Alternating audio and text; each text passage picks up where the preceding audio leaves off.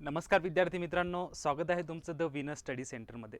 मित्रांनो, आज आपण महत्त्वाच्या चालू घडामोडी डिस्कस करणार आहे. मी तुम्हाला म्हटल्याप्रमाणे हा व्हिडिओ आपला जवळपास 15-20 दिवस अगोदरच येणार होता, पण काही कारणास्तव त्याला उशीर झाला आहे. आजच्या या व्हिडिओमध्ये आपण ऑगस्ट मंथमधील ज्या महत्त्वाच्या घडामोडी आहे आणि ज्या एक्झामच्या दृष्टिकोनातून महत्त्वाच्या आहे त्या सर्व आपण डिटेलमध्ये ॲनालिसिस करणार आहे. ही गोष्ट महत्त्वाची आहे, ती सर्वांनी व्यवस्थित नोट डाऊन करून ठेवा. आणि रनिंगमध्ये जर तुम्हाला नोट्स काढता आल्या, तुम्ही नोट्स काढून घ्यायचे आहे. याची PDF तुम्हाला मिळणार नाही, ठीक आहे. आणि 2-4 दिवसामध्ये आपण लगेच सप्टेंबर मंथमधील सर्व महत्त्वाच्या घडामोडी या डिटेलमध्ये ॲनालिसिस करू. आज आपण ऑगस्ट मंथमधील ऑगस्ट 2023 मधील सर्व महत्त्वाच्या घडामोडी बघणार आहे, ठीक आहे. सर्वात अगोदर काय करा, तुम्हाला जर पॉसिबल असेल तर मी म्हटल्याप्रमाणे तुम्ही काय करा, नोट्स काढून घ्या, ठीक आहे. याची PDF वगैरे मिळणार नाही. चला, आज ठीक आहे, थोडंसं उशीर झाला आहे ऑगस्ट मंथसाठी, पण ठीक आहे, येणाऱ्या सर्व एक्झामसाठी हे युजफुल असेल. आपण जर थोडंसं मागचं ॲनालिसिस केलं आहे, मागच्या एक्झामचं, आणि झेडपीत जर विचार केला, झेडपी ही IBPS घेणार आहे, त्यामध्ये स्पेशली ते मेन्शन करतात आणि 2 ते 3 मंथमधील रिसेंटमधील घडामोडी त्यामध्ये विचारलेल्या आहे. त्यामुळे झेडपी एक्झामसाठी तुम्हाला मिनिमम 3 महिन्याच्या अगोदर व्यवस्थित घडामोडी कव्हर करणं गरजेचं आहे.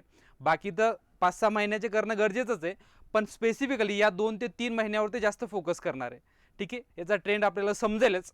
त्याच दृष्टिकोनातून आपण ऑगस्ट मंथमधील सर्व घडामोडी बघणार आहे.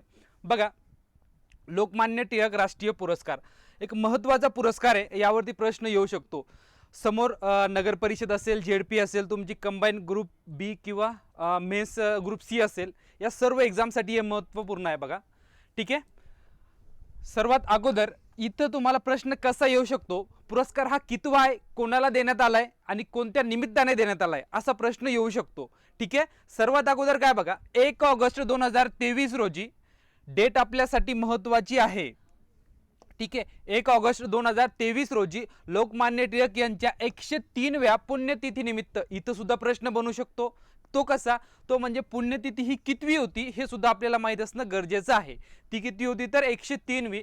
सेम थिंग कोणाला कोणाच्या हस्ते देण्यात आलाय तर दीपक टिळक यांच्या हस्ते देण्यात आलाय. आणि कोणाला मिळालाय तर आपल्या देशाचे पंतप्रधान नरेंद्र मोदी यांना, ठीक आहे. त्यांना 2023चा लोकमान्य टिळक पुरस्कार मिळालेला आहे आणि तो कितवा होता तर तो 41वा होता. इथं सुद्धा प्रश्न बनू शकतो. म्हणजे प्रश्न विचारण्याचा जर त्यांनी कल बघितला आपण, तर इथं 2-3 प्रश्न बनतात बघा, ठीक आहे. किती पुण्यतिथी होती, त्या निमित्ताने देण्यात आलाय, कितवा देण्यात आलाय, कोणाला देण्यात आलाय आणि कोणाच्या हस्ते देण्यात आलाय, ठीक आहे. इथं आपले प्रश्न बनू शकतात. त्यामुळे हा मुद्दा तुम्हाला इथं क्लिअर असणं गरजेचं आहे. आणि यामध्ये याचं स्वरूप जर आपण बघितलंय, ठीक आहे, तर पुणेरी पगडी, उपरणं, मानचिन्ह आणि 1 लाख रुपयाचा धनादेश यामध्ये इन्क्लूड असते. म्हणजे एकंदरीत पुरस्काराचं स्वरूप आहे त्यामध्ये पुणेरी पगडी, उपरणं, मानचिन्ह आणि 1 लाख रुपये, 1 लाख रुपयाचा धनादेश असं याचं स्वरूप असतंय बघा, ठीक आहे. आणि मानचिन्हामध्ये लोकमान्य टिळकांची पगडी आणि श्री भगवद्गीता, तसंच केसरीचा पहिला अंक, ठीक आहे, केसरीचा पहिला अंक आणि लोकमान्य टिळकाच्या मूर्तीचा यामध्ये समावेश आहे. हा एक मुद्दा व्यवस्थित लक्षात घ्या. आता सेम थिंग आपण जर एक महत्त्वाचा मुद्दा बघितला, तो म्हणजे रिसेंटमध्ये कोणाकोणाला हा पुरस्कार मिळाला आहे हे सुद्धा आपल्याला माहीत असणं गरजेचं आहे. जसं 2023चं विचारतील, 2022चं सुद्धा विचारू शकतात, 2021चं सुद्धा विचारू शकतात.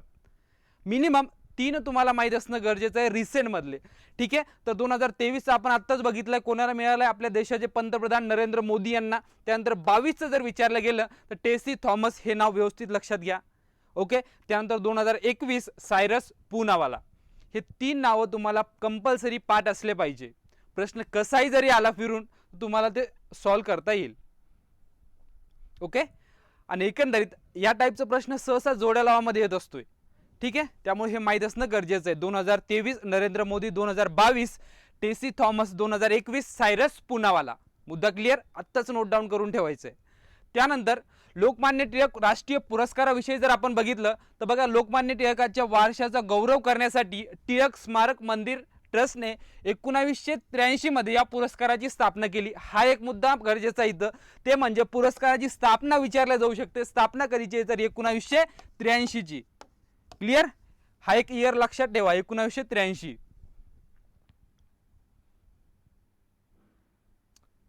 ओके, चला. सेकंड आपण स्वरूप बघितले, त्यामध्ये मानचिन्ह असतं बघा, सन्मानपत्र असतं आणि 1,00,000 रुपयाचा धनादेश असतं. Same thing. स्टार्टिंग कधीची 1983 ची. 2023 चा कोणाला मिळाला? नरेंद्र मोदी यांना. 2022 चा टेसी थॉमस आणि 2021 सायरस पूनावाला. इथंच तुमचं आता क्लिअर झालं असेल, बाकी काही लक्षात ठेवण्याची गरज नाही. आणि या अगोदर बऱ्यापैकी दिग्गज लोकांना हा पुरस्कार देण्यात आलाय. त्यामध्ये जर बघितलं आपण तर SM जोशी असेल, ठीक आहे, इंदिरा गांधी असेल, अटल बिहारी वाजपेयी असेल, त्यानंतर आपले डॉक्टर मनमोहन सिंग असेल, ठीक आहे, राहुल बजाज असेल, प्रणव मुखर्जी असेल, या व्यक्तींना हा पुरस्कार अगोदर मिळालेला आहे. आता इथं दोन मुद्दे व्यवस्थित लक्षात घ्या. तो म्हणजे 103व्या पुण्यतिथीनिमित्त देण्यात आलाय, ठीक आहे, आणि हा 41वा होता. 2023 मध्ये तो देण्यात आलाय ना, त्याची आवृत्ती किती होती? तर 41वी होती. कोणाला देण्यात आलाय? नरेंद्र मोदी यांना. सर्व मुद्दे तुमचे क्लिअर झाले असेल, ठीक आहे. चला आपण नेक्स्ट न्यूज बघू. जम्मू आणि काश्मीरच्या अनुसूचित जमातीच्या यादीमध्ये नवीन समुदायाचा समावेश, हा एक महत्त्वाचा मुद्दा आहे. आपल्या महाराष्ट्रामध्ये जे आरक्षणाचं आपलं हे चालू आहे, मुद्दा चालू आहे, त्याच धर्तीवर जम्मू काश्मीर या राज्यामध्ये काय झालंय बघा, ठीक आहे. जम्मू काश्मीर या राज्यामध्ये भारत सरकारने अनुसूचित जमाती आदेश हा सुधारणा विधेयक 2023 हा सादर केलाय, पारित नाही केला, सादर केलाय जुलै 2023 मध्ये. हा एक मुद्दा व्यवस्थित लक्षात घ्या. एकंदरीत जम्मू काश्मीर मध्ये 4 जमातीचे असे लोक आहेत, त्यांचा समावेश ST मध्ये करण्यात येणार आहे. नॉट SC, ST, ठीक आहे, अनुसूचित जमाती. ओके, हा एक मुद्दा क्लिअर ठेवा, इथं कन्फ्यूज होऊ नका. यामध्ये जर बघितलं आपण बघा, जम्मू आणि काश्मीर मधील अनुसूचित जमाती इथं स्पेशली मेन्शन केले बघा, ST, ठीक आहे. यामध्ये गड्डा ब्राह्मण असेल, कोळी असेल, पदरी जमाती असेल आणि पहारी वांशिक गट, या 4 समुदायाचा समावेश कशामध्ये करण्यात येणार आहे? ST मध्ये. हा एक मुद्दा क्लिअर ठेवा. आणि हा विधेयक लोकसभेमध्ये जुलै 2023 मध्ये सादर करण्यात आलेला आहे. आता ती पुढची प्रोसेस आहे लोकसभेची, ते करतील, पण हा फक्त सादर करण्यात आलेला आहे. 4 समुदायाचे नाव व्यवस्थित लक्षात घ्या आणि कोणत्या राज्याशी संबंधित आहे असा सुद्धा प्रश्न येऊ शकतो. क्लिअर? तर कोणतं राज्य? जम्मू काश्मीर. हे राज्याचं नाव व्यवस्थित लक्षात घ्या. वन लाइनर मध्ये तुम्हाला प्रश्न बनवू शकतो, ठीक आहे. थोडं महत्त्वाचं वाटलं त्यामुळे ही ती न्यूज इथे ऍड केलेली आहे. सेकंड थिंग, आपल्या सर्वांना माहिती आहे बघा, नामदेव धोंडो महानोर, आपण त्यांना नाधो महानोर असं म्हणतो, यांचं नुकतंच निधन झालंय बघा, ठीक आहे. निधन वार्तावर सुद्धा प्रश्न कसे असतात, एक तर त्यांची फील्ड कोणती आहे, म्हणजे कोणत्या फील्डशी ते संबंधित आहे असा सुद्धा प्रश्न येऊ शकतो. त्यानंतर त्यांचे टोपण नाव वगैरे, त्यांची काही कथा कादंबरी असेल त्यावरती सुद्धा प्रश्न विचारले जातात. त्याच अँगलला आपण हा एक मुद्दा क्लिअर करणार आहे बघा. बघा साहित्यिक, आता फर्स्ट जो आपला शब्द आहे त्यावरूनच आपल्याला समजतंय की हे कशाशी संबंधित होते, तर साहित्याशी, ठीक आहे. साहित्यिक नामदेव धोंडो महानोर म्हणजे ना धो महानोर हे प्रसिद्ध कवी म्हणून सुद्धा प्रसिद्ध होते. आपल्या सर्वांना माहिती आहे, त्यांच्या बऱ्यापैकी कविता आपण वाचलेल्या सुद्धा असेल. त्यांचे बरेच काव्यसंग्रह आहे आणि ते निसर्गाशी संबंधित आहे ऑलमोस्ट. आणि त्यांचं एक टोपण नाव सर्वांनी व्यवस्थित लक्षात घ्यायचं आहे, रानकवी म्हणून त्यांची ओळख होती. कोणते? रानकवी म्हणून, ठीक आहे. यांची 3 ऑगस्ट 2023 रोजी पुण्यातील रुबी हॉल रुग्णालय येथे निधन झाले. हा एक मुद्दा व्यवस्थित लक्षात घ्या. आणि वयाच्या त्या 81व्या वर्षी त्यांचं निधन झालेलं आहे. डेट आपल्यासाठी महत्त्वाची असेल, 3 ऑगस्ट 2023. Okay, 3 August 2023. त्यानंतर महाराष्ट्राचे रानकवी बघा, महाराष्ट्राचे रानकवी म्हणून ते प्रसिद्ध होते. मी अगोदरच बोललो तुम्हाला, रानकवी हे त्यांचं टोपण नाव होतं. सेकंड थिंग, 16 सप्टेंबर 1942 रोजी पळसखेड हे त्यांचं जन्म ठिकाण आहे, ठीक आहे. ही डेट सुद्धा लक्षात ठेवा, 16 सप्टेंबर 1942. आणि जे मृत्यू झाले म्हणजे एकंदरीत निधन झाले, ती डेट सुद्धा आपल्यासाठी महत्त्वाची असेल, 3 ऑगस्ट 2023. क्लिअर? हो, प्रश्न येऊ शकतो. आणि प्रश्न सहसा आपण जर बघितलंय ना, येणाऱ्या सर्व एक्झामसाठी हा फॅक्च्युअल डाटा आणि वन लाईन मध्ये विचारणार आहे. त्यामुळे महत्त्वाचे मुद्दे आपण क्लिअर करणं गरजेचं आहे. तसंच आपण आज क्वेश्चन आन्सर फॉर्मॅट मध्ये का नाही घेतलंय, आपण डायरेक्ट डाटा घेतोय. प्रश्न कसाही जरी आला तर तुम्हाला ते सॉल्व्ह करता येईल. ओके, आपण जर यांचं हे बघितलंय तर शेती हे त्यांचे पहिले प्रेम असते असे ते म्हणायचे. एकंदरीत त्यांचं टोपण नाव लक्षात ठेवत चला, रानकवी म्हणून. आता त्यांचे आपण थोडंसं कथा किंवा काव्यसंग्रह बघू.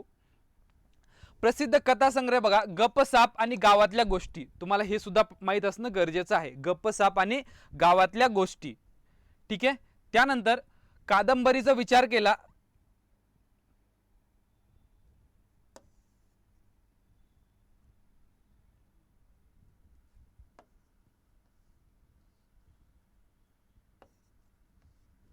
ओके चला, कादंबरी जर विचार केला तर गांधारी ही कादंबरी व्यवस्थित लक्षात घ्या त्यांची, ठीक आहे. आणि त्यांनी काही चित्रपटाला गाणी सुद्धा लिहिलेली आहे, हे एक आपल्यासाठी महत्त्वाचं आहे बघा. त्यानंतर अबोली एक होता विदूषक, जैत रे जैत, दोघी मुक्ता, हे या चित्रपटासाठी त्यांनी गाणे लिहिलेले आहेत. त्यानंतर प्रसिद्ध गीते, नभ उतारू आले, आम्ही ठाकर ठाकर, ही त्यांची प्रसिद्ध गीते आहे. इथे सर्वात महत्त्वाचा हा मुद्दा आहे तो म्हणजे प्रसिद्ध कथा संग्रह. ओके, प्रसिद्ध कथा संग्रह, गप्पसाप आणि गावातल्या गोष्टी, हा एक मुद्दा क्लिअर ठेवा. ओके चला, आणि सर्वात महत्त्वाचं त्यांचं जे कथा संग्रह आहे किंवा कादंबरी आहे त्यावरती प्रश्न येऊन गेलाय, ठीक आहे. आणि त्याची ललित पुस्तके फार महत्त्वाची बघा. यशवंतराव चव्हाण, कापूस खोड्या, शेती, आत्मनाश व संजीवनी, शरद पवार आणि मी, हा फार महत्त्वाचा आहे, हा एक व्यवस्थित लक्षात घ्या, त्यांचं ललित पुस्तके आहेत, ठीक आहे. त्यानंतर विधान परिषदेवर त्यांची 1978 मध्ये आमदार म्हणून 6 वर्षासाठी नियुक्ती झाली होती. आपल्या सर्वांना माहिती आहे विधान परिषदेवर ही 6 वर्षासाठी नियुक्ती होत असते. विधानसभेचा विचार केला तर 5 वर्षासाठी होत असते.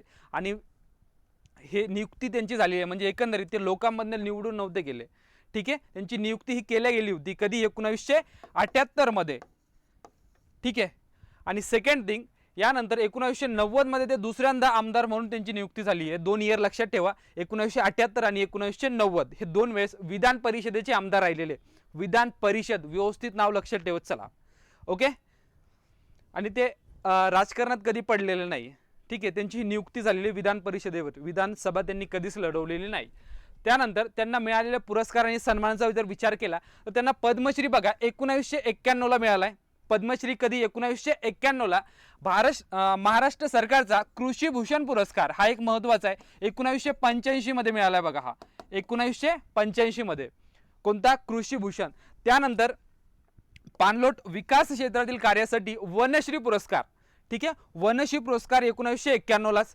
त्यानंतर डॉक्टर पंजाबराव देशमुख गौरव पुरस्कार मिळालेला आहे, ठीक आहे. कुसुमाग्रज प्रतिष्ठानचा जनस्थान पुरस्कार 2009 मध्ये मिळालाय, ठीक आहे. आणि आता रिसेंट मध्ये 2012 मध्ये बघा सरकारचा विंदा करंदीकर जीवन गौरव पुरस्कार हा सुद्धा मिळालेला आहे. हे मोजके मी तुम्हाला पॉइंट आउट केलेले आहे, इथं प्रश्न बनू शकतो, हे पुरस्कार तुम्हाला लक्षात ठेवणं गरजेचं आहे या संदर्भात. क्लिअर, पुरस्कार कोणत्या वर्षी मिळाला हे सुद्धा लक्षात ठेवा, इयर आपल्याला माहित असणं गरजेचं आहे. क्लिअर, ओके, हा मुद्दा तुम्हाला क्लिअर झाला असेल. जर प्रश्न बनला तर कोणत्या अँगलला बनू शकतो हे आपण बघितलं, सर्व डाटा व्यवस्थित तुम्ही लक्षात ठेवत चला. नेक्स्ट आहे बघा भारत नेट प्रकल्प. आता बघा भारत नेट प्रकल्प आपल्या सर्वांना माहिती आहे, जेव्हा 2010-11 ची गोष्ट आहे बघा, आपल्या गावामध्ये किंवा ग्रामपंचायतमध्ये बघितलं असेल तुम्ही, सरकार काय करायचं, इंटरनेटची सुविधा देत होतं बघा. त्यावेळेस हा प्रोजेक्ट सुरू करण्यात आलाय ऑक्टोबर 2011 मध्ये. आता तुम्ही म्हणसाल ऑक्टोबर 2011चा प्रोजेक्ट आहे, सध्या चर्चेत काय, ठीक आहे. याचे काही टप्पे पाडले होते बघा, त्यासाठी हा चर्चेत आलेला आहे. 2011चा प्रोजेक्ट आहे, पण इथं प्रश्न बनू शकतो तो कसा बघा. भारत नेट प्रकल्पाच्या आधुनिकरणासाठी, म्हणजे त्याचं आपण काय करणार आहे, आधुनिकरण करणार आहे, ठीक आहे. जवळपास 1.39 लाख कोटी रुपये मंजूर करण्यात आले आहे, ठीक आहे. भारत नेट प्रकल्प म्हणजे नॅशनल ऑप्टिकल फायबर नेटवर्क, ठीक आहे. 2011 मध्ये सुरू करण्यात आला आहे, त्याचं नामांतरण हे 2015 मध्ये करण्यात आले बघा. प्रोजेक्ट हा 11चाच आहे, पण त्याचं नामांतरण 2015 मध्ये करण्यात आले. क्लिअर, हा एक मुद्दा लक्षात घ्या. याचं नामांतरण भारत नेट प्रकल्प, ठीक आहे, भारत नेट प्रोजेक्ट आपण ज्याला म्हणू, असं नामांतरण करण्यात आलेलं होतं. 2011चा प्रोजेक्ट आहे, 15 मध्ये नामांतरण आहे. दोन्ही मुद्दे क्लिअर, ठीक आहे. बघा ऑप्टिकल फायबर वापरणारा हा जगातील सर्वात मोठा ग्रामीण ब्रॉडबँड कनेक्टिव्हिटी प्रोग्राम आहे. ग्रामीण ब्रॉडबँड म्हणतोय हा, ठीक आहे. इथं मुद्दा कोणता आहे आपला, हा ग्रामीणसाठी आहे. म्हणजे एकंदरीत सरकारने जो प्रोजेक्ट चालू केला होता ते कोणत्या व्ह्यू ठेवून, ग्रामीण लोकांसाठी काय करणे, ब्रॉडबँड कनेक्टिव्हिटी प्रोव्हाइड करणे, ठीक आहे. इथं महत्त्वाचा मुद्दा लक्षात ठेवत चला, तो म्हणजे 2011 ला या प्रोग्रामची सुरुवात आहे, नामांतरण 2015 ला आहे, ठीक आहे. त्यानंतर बघा या प्रकल्पाचं उद्दिष्ट आहे जवळपास 6,40,000 गावांना हायस्पीड इंटरनेट ॲक्सेसची जोडण्याचं उद्दिष्ट आहे. एकंदरीत प्रत्येक गावामध्ये भारतातील काय करणे, इंटरनेट सुविधा उपलब्ध करून देणे, हा याचा मेन उद्दिष्ट आहे. ओके, इथं आकडे तुम्हाला दिलेली आहे. एकंदरीत जर संख्या वगैरे विचारली गेली तर 6,40,000 हा आकडा लक्षात ठेवा. त्यानंतर देशभरातील 2.5 लाखाहून अधिक ग्रामपंचायतींना ब्रॉडबँड इंटरनेट कनेक्टिव्हिटी आणण्याचा प्रयत्न करणे, हे त्याचा उद्दिष्टामध्ये समावेश आहे. तसेच प्रत्येक ग्रामपंचायतीमध्ये 100 MBPS बँडविड्थ उपलब्ध करून देण्याचं हा सरकारचं धोरण आहे किती, हा एक मुद्दा लक्षात घ्या, किती 100 MBPS. ओके, 100 MBPS ही रेंज सुद्धा तुम्हाला विचारल्या जाऊ शकते, आणि जेणेकरून ग्रामीण भागातील लोकांना ऑनलाईन सेवांचा लाभ घेता येईल, हा त्याचा मेन पर्पज आहे. चला बघा, इथे महत्त्वाचे टप्पे लक्षात घेऊ आपण. मी तुम्हाला बोललो हा चर्चेत का आला, यासाठी नुकताच हा निधी मंजूर करून देण्यात आलाय, ठीक आहे, सरकारतर्फे. तसं याचा पहिला टप्पा डिसेंबर 2017 मध्ये बघा, ठीक आहे, भूमिगत ऑप्टिकल फायबर केबल लाईन टाकून आणखी 1 लाख ग्रामपंचायतींना ब्रॉडबँड कनेक्टिव्हिटी देणे किंवा प्रदान करणे, हा त्याचा पहिला टप्पा होता 2017चा.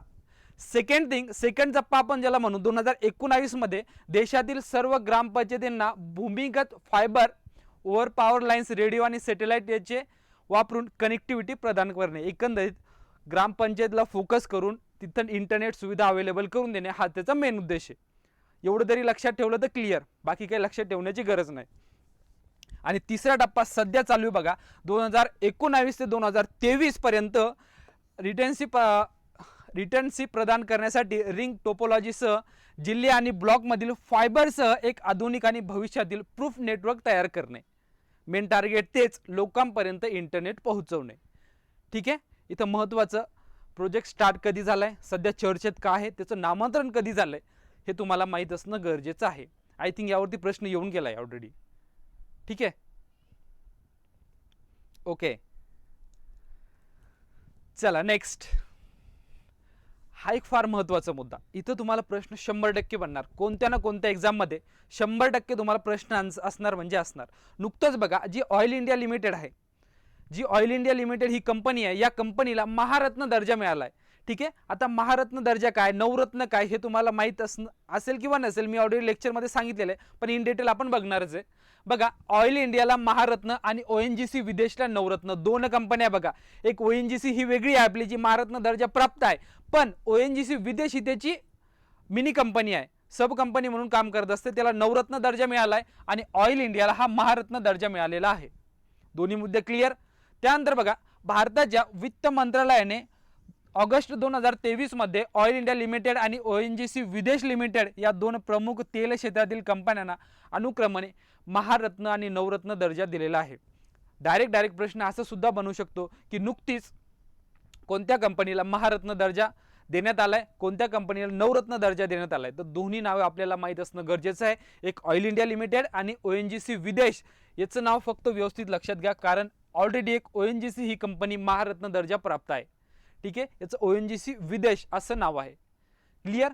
त्यानंतर बघा, ऑइल इंडिया लिमिटेड ही देशातील 13वी महारत्न कंपनी ठरलेली आहे. इथं सुद्धा प्रश्न येऊ शकतो की नुकतीच ऑइल इंडिया लिमिटेड ही महारत्न दर्जा प्राप्त होणारी कितवी कंपनी आहे. ठीक आहे, कितवी कंपनी आहे, तर 13वी कंपनी आहे, इथं प्रश्न येऊ शकतो. आणि विदेश जी ONGC आहे ती 14वी कंपनी आहे. 13, 14 दोन आकडे, दोन कंपन्यांची नावे व्यवस्थित लक्षात घ्या. या संदर्भात थोडंसं आपण डिटेलमध्ये जर बघितलं तर ऑइल इंडियाची स्थापना बघा 18 फेब्रुवारी 1959 रोजी झाली आहे. ठीक आहे, 18 फेब्रुवारी 1959, आणि मुख्यालय आसाम येथे बघा, दुलियाजान आसाम येथे. एकंदरीत आसाम हे नाव लक्षात ठेवत चला, आसाम. त्यानंतर ही एक केंद्रीय सार्वजनिक क्षेत्रातील उपक्रम कंपनी आहे, जी खनिज तेल आणि नैसर्गिक वायूचे अन्वेषण, विकास आणि उत्पादन या बाबी बघत असते. तसेच कच्च्या तेलाची वाहतूक आणि द्रव पेट्रोलियम वायूचे उत्पादन या व्यवसायात गुंतलेली आहे. म्हणजे एकंदरीत त्या कंपनीचं काम काय. ठीक आहे, काम काय, तर नैसर्गिक वायूचे अन्वेषण करणं, विकास व उत्पादन आणि कच्च्या तेलाची वाहतूक वगैरे करणं, ह्या या कंपनीचं काम आहे. आणि याचं मुख्यालय कुठे आहे, तर आसाम येथे. डायरेक्ट स्टेट लक्षात ठेवत चला, आसाम येथे आहे. आणि स्थापना कधीची, 18 फेब्रुवारी 1959 रोजी. क्लिअर. हे झाली आपली ऑइल इंडिया लिमिटेड. आता बघू आपण ONGC विदेश लिमिटेड काय. ठीक आहे, अशा प्रकारचा याचा लोगो असतो बघा ONGC विदेशचा, यावरनं तुम्हाला लक्षात येऊन जाईल ते. याची स्थापना 15 जून 1989 ला झाली आहे. याचं मुख्यालय ही नवी दिल्ली येथे आहे. दोन्ही मुद्दे क्लिअर. स्थापना कधीची आहे, तर 1989 आणि त्यानंतर मुख्यालय कुठे आहे, नवी दिल्ली येथे. सेकंड थिंग, आता जसं आपण ऑइल इंडिया बघितले तिचं काम काय, तसं ONGCचं काम काय बघा. ONGC विदेशचा जर विचार केला तर भारताबाहेरील तेल आणि वायूचे शोध घेणे हे त्याचं मुख्य काम आहे. म्हणजे मुख्य कार्य आपण ज्याला म्हणू, कोणतं, भारताबाहेरील तेल आणि वायूचे शोध घेणे, हे ONGC विदेश लिमिटेडचं मुख्य कार्य आहे.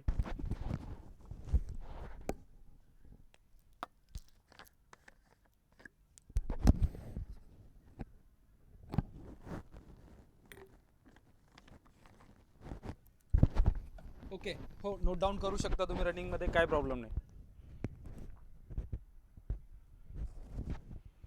ठीक आहे. हा, तुमच्या कमेंट्सचं बघणार नाही मी आता, सर सगळ्यांनी पुढे लक्ष द्यायचं आहे.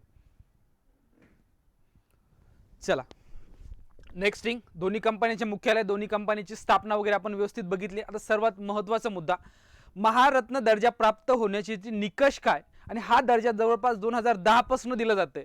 इयर सुद्धा लक्षात ठेवा, 2010. बघा, सर्वात अगोदर महारत्न दर्जा प्राप्त होण्यासाठी ती कंपनी ही नवरत्न दर्जा प्राप्त असली पाहिजे. म्हणजे अगोदर ती कंपनी काय असली पाहिजे, नवरत्न दर्जा प्राप्त असली पाहिजे. सेकंड थिंग, सेबीच्या नियमानुसार म्हणजे एकंदरीत सेबीमध्ये ती काय रजिस्टर असले पाहिजे, सेबी. ठीक आहे, हा एक मुद्दा लक्षात घ्या. त्यानंतर आता फार महत्त्वाचा मुद्दा आहे, मागील 3 वर्षात सरासरी उलाढाल ही 25,000 कोटी रुपयापेक्षा अधिक असली पाहिजे. हा एक मुद्दा क्लिअर ठेवा. त्यानंतर 3 वर्षात सरासरी वार्षिक निव्वळ मालमत्ता ही 15,000 कोटी रुपयाची असली पाहिजे त्या कंपनीची. त्यानंतर बघा, मागील 3 वर्षात सरासरी वार्षिक निव्वळ फायदा हा 5,000 कोटीचा असला पाहिजे. 3 आकडे लक्षात ठेवणं तुम्हाला गरजेचं आहे. एक 25,000 कोटी, एक 15,000 कोटी आणि एक 5,000 कोटी. 25,000 कोटीचा विचार केला तर सरासरी ही उलाढाल असेल तुमची. इथं तुमचं निव्वळ ही मालमत्ता असेल 15,000 कोटी आणि निव्वळ नफा जर विचारला ती 5,000 कोटीचा असेल. क्लिअर. त्याच कंपनीला हा महारत्न दर्जा प्राप्त होत असतो. मुद्दा क्लिअर. ठीक आहे.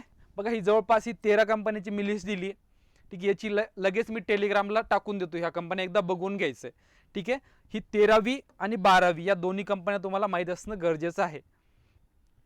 13वी तर कंपल्सरी आता माहीत झालीत, ऑइल इंडिया लिमिटेड. सर्वांनी टेलिग्राम वगैरे आपलं जॉईन करून घ्या. तिथंही मी वाटलं तर PDF टाकून देतो. मी अगोदर बोललो PDF देणार नाही, पण आता बघा हे वाचून घ्यायचं तुम्ही एकदा व्यवस्थित. बेल असेल, BPCL असेल, CIL असेल, गेल असेल, HPCL असेल, IOCL असेल, NTPC असेल, ONGC. बघा, ONGC महारत्न दर्जा प्राप्त सुद्धा आहे. एका आत्ताच त्या विदेश कंपनीला, ONGC विदेशला नवरत्न दर्जा मिळाला. दोघांमधला फरक लक्षात ठेवत चला. क्लिअर. याचं मी स्क्रीनशॉट टाकून देतो. आणि सर्वांनी काय करायचं, व्हिडिओच्या डिस्क्रिप्शन बॉक्समध्ये व्हिडिओच्या तिथं तुम्हाला व्हॉट्सअप चॅनलची लिंक दिलेली आहे. जसं आपलं टेलिग्रामचं चॅनल असतं बघा, सेम व्हॉट्सअपचं चॅनल असतं. कोणालाही नंबर वगैरे काहीच दिसत नाही, सर्वांनी ते जॉईन करून घ्यायचं. चला, नेक्स्ट, जम्मू काश्मीरचे मोबाईल दोस्त ॲप्लिकेशन. बघा, रिसेंटमध्ये काय जे ॲप्लिकेशन असतात, काय पोर्टल असतात, त्यावरती प्रश्न विचारले जातात. आपण एकंदरीत जर ट्रेंड बघितला, आपल्या सर्वांना माहिती आहे या टाईपचे प्रश्न यामध्ये असतात. त्याच दृष्टिकोनातून बघा, जम्मू काश्मीर या केंद्रशासित प्रदेशामध्ये नागरिक व केंद्रित सेवाचा मोबाईल आधारित वितरणासाठी एक प्रभावी उपक्रम असणाऱ्या आपका मोबाईल हमारा दफ्तर, नाव व्यवस्थित लक्षात घ्या, आपका मोबाईल हमारा दफ्तर, या अंतर्गत मोबाईल दोस्तचे अनावरण करण्यात आले. एकंदरीत तुम्हाला विचारलं जाऊ शकते की मोबाईल दोस्त हे कोणत्या राज्याचे किंवा केंद्रशासित प्रदेशाचं ॲप्लिकेशन आहे, तर कोणत्या, जम्मू काश्मीर, हे तुम्हाला माहीत असणं गरजेचं आहे. कधी करण्यात आलंय, तर जुलै 2023ला. या ॲप्लिकेशनद्वारे बघा, या ॲप्लिकेशनद्वारे प्रशासन असेल त्यांच्या रहिवाशांना अखंड सेवा प्रदान करण्यासाठी सुलभता, गतिशीलता आणि पारदर्शकता तसेच प्रशासनात कार्यक्षमता वाढवण्यासाठी वचनबद्ध असेल. म्हणजे एकंदरीत प्रशासनामध्ये या ॲप्लिकेशनचं काम केलं जाईल. ॲप्लिकेशनचं नाव व्यवस्थित लक्षात घ्या, दोस्त ॲप्लिकेशन. कोणत्या राज्याचं आहे, जम्मू अँड काश्मीर. पुन्हा पुन्हा सांगतोय, फार महत्त्वाचा मुद्दा आहे. आपण जर वाचलेलं असतं पण आठवत नाही कोणत्या राज्याशी संबंधित आहे, कोणतं पोर्टल आहे, पोर्टलचे नाव वगैरे तुम्हाला विचारले जातात. क्लिअर. हा, या इमेजवरनं लक्षात ठेवत चला, Jammu and Kashmir government launch mobile app for mobile दोस्त. क्लिअर. फक्त एवढंच लक्षात ठेवा, याच्या बाहेर प्रश्न जाणार नाही. सेकंड थिंग, आता इथून पुढे एक महत्त्वाच्या मी योजना घेतलेल्या आहे. आपल्या सर्वांना माहिती आहे, योजनावरती प्रश्न हा कंपल्सरी असतो. कोणती योजना कोणत्या राज्याशी संबंधित आहे असा डायरेक्टली प्रश्न विचारला जातो, किंवा त्या योजनेचा उद्देश काय हे सुद्धा विचारले जातात. त्याच अँगलने आपण योजना महत्त्वाच्या काही कव्हर करणार आहे. ओके, चला. हो, सर्व घेणार आहे, महाराष्ट्रातलं सुद्धा घेणार आहे. गृहलक्ष्मी योजना. बघा, गृहलक्ष्मी योजना ही कोणत्या सरकारची आहे, तर कर्नाटक सरकारने बघा घरातील महिला प्रमुखांना आर्थिक सहाय्य देण्यासाठी. कोणत्या सरकारची जर विचारलं गेलं तर कर्नाटक हे तुमचं आन्सर असेल. कशासाठी, तर प्रमुखांना, महिला प्रमुखांना आर्थिक सहाय्य देण्यासाठी. बघा, या अंतर्गत ते काय करणार आहे, दरमहा 2,000 रुपये देणार आहे. किती, 2,000 रुपये दरमहा महिलांसाठी ही योजना आहे. कोणत्या सरकारची आहे, कर्नाटक सरकारची. डेट आपल्यासाठी महत्त्वाची असेल, 19 जुलै 2023 रोजी. त्यानंतर गृहलक्ष्मी योजनेचे लाभार्थी कोणत्याही मध्यस्थीशिवाय मोफत नोंदणी करू शकतात. डायरेक्टली तुम्ही काय पोर्टलला त्या नोंदणी करायची आहे. म्हणजे आपण तर नाही करणार, महाराष्ट्र सरकारची नाही ती, कर्नाटक सरकारची आहे, पण त्या महिलांसाठी आहे, महिला प्रमुखांसाठी आहे. आणि ते काय करणार आहे, त्यांना दरमहा 2000 रुपयाची आर्थिक मदत देणार आहे. एकंदरीत 2000 रुपये पेमेंट देणार आहे त्यांना मासिका महिन्याला. ठीक आहे, महिलांसाठी ही योजना आहे बघा, कर्नाटक सरकारची आहे. मुद्दा क्लिअर. प्रश्न कसा आहे आला तुम्हाला इथं सॉल्व्ह होणार आहे ती. आता प्रश्न समजा आला, गृहलक्ष्मी योजना कोणत्या सरकारची आहे, पहिला प्रश्न तो कर्नाटक सरकारची आहे. या अंतर्गत कोणाला टार्गेट केलेलं आहे, तर महिला प्रमुखांना. कशासाठी आहे, आर्थिक सहाय्य देण्यासाठी आहे. किती अर्थसहाय्य देणार आहे, तर 2000 रुपये देणार आहे. आणि अजून कसं देणार आहे, मंथली देणार आहे का वर्षाला देणार आहे, तर मंथली देणार आहे. ठीक आहे, हा मुद्दा क्लिअर झालाय. सेकंड, ग्रामीण आवास न्याय योजना. इथं प्रश्न येऊन गेलाय ऑलरेडी एक्झाममध्ये. ठीक आहे, आता रिसेंटमध्ये आय थिंक कृषी सेवकला काहीतरी, कृषी नाही लिपिकला होता बा, कृषी विभागाच्या लिपिकला इथं प्रश्न येऊन गेलेला आहे ग्रामीण आवास न्याय योजनेवरती. ठीक आहे, तर ही कोणत्या राज्याची आहे बघा, ही छत्तीसगड राज्याची आहे. कोणत्या राज्याची, छत्तीसगड. या अंतर्गत बघा, गरिबांना मोफत घराची सुविधा उपलब्ध करून देण्याच्या उद्देशाने ग्रामीण आवास न्याय योजनेची नवीन गृहनिर्माण योजना जुलै 2023 मध्ये सुरू करण्यात आली. एकंदरीत गरिबांना घर उपलब्ध व्हावं याचा मेन उद्देश आहे. कोणत्या सरकारची आहे, छत्तीसगड सरकारची. ओके, हो हो क्लिअर, छत्तीसगड सरकारची आहे. हा, फोटोवरनं व्यवस्थित लक्षात ठेवत चला, त्यासाठीच हा फोटो लावलेला इथे, म्हणजे लवकर क्लिक होईल तुम्हाला.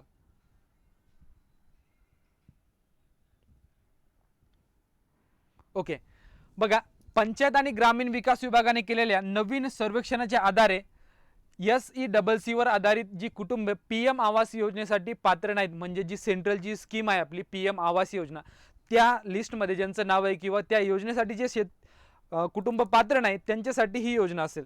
त्यांना आवास न्याय योजनेचा कव्हर करेल. म्हणजे एकंदरीत सर्व तिथल्या गरीब लोकांना घरं उपलब्ध करून देण्याचा उद्देश आहे. ठीक आहे, ग्रामीण आवास न्याय योजना.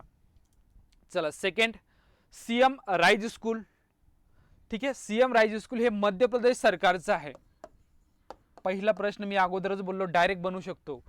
कोणती योजना ही कोणत्या सरकारची आहे किंवा कोणत्या राज्याशी संबंधित आहे हे आपल्याला माहिती असणं गरजेचं आहे. तर कोणत्या राज्याशी, मध्य प्रदेश. बघा, CM राइज स्कूल नावाचा शैक्षणिक उपक्रम सुरू करून शिक्षणाचा दर्जा सुधारण्याच्या दिशेने एक महत्त्वपूर्ण पाऊल उचलले. कोणत्या सरकारनं, मध्य प्रदेश सरकारनं. कशाशी संबंधित आहे, शिक्षणासंदर्भात आहे. इथं नावच दिलंय बघा, CM राइज स्कूल म्हणून. इथंच आपल्याला समजून जातंय की ही शिक्षणाशी संबंधित असेल.